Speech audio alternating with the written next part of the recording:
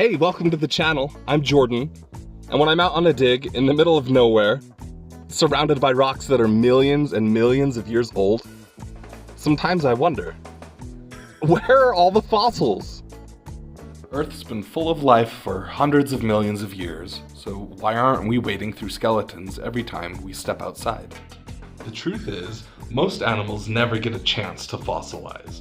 After death, nature gets to work really fast. Scavengers pick through the bones, bacteria breaks down tissue, and the environment finishes the job.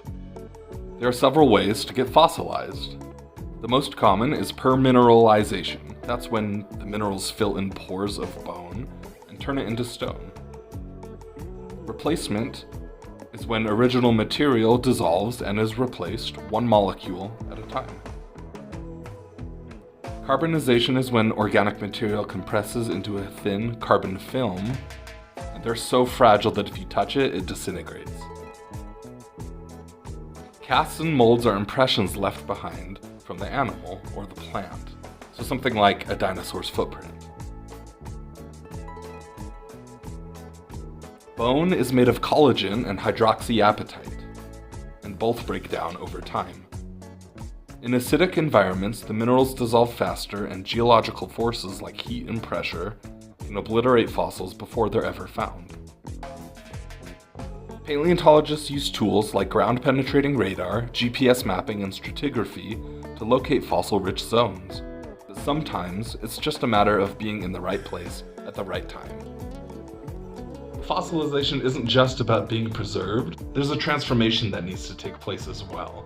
You need a perfect storm of conditions. You need a rapid burial to protect the remains, low oxygen to slow decay, stable sediment to preserve the structure, and then millions of years for minerals to do their work.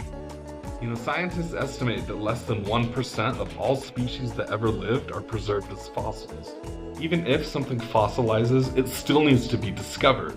Some are discovered by accident, and some take years and years of searching. So next time you find a fossil, remember, it beat the odds. It survived decay, burial, transformation, and then time. And then somebody found it. If you have a question about fossilization or ancient life, drop it in the comments and I might cover it in a future video. And if you love fossil hunting as much as I do, go ahead and hit like and subscribe. There's a lot more ground to cover.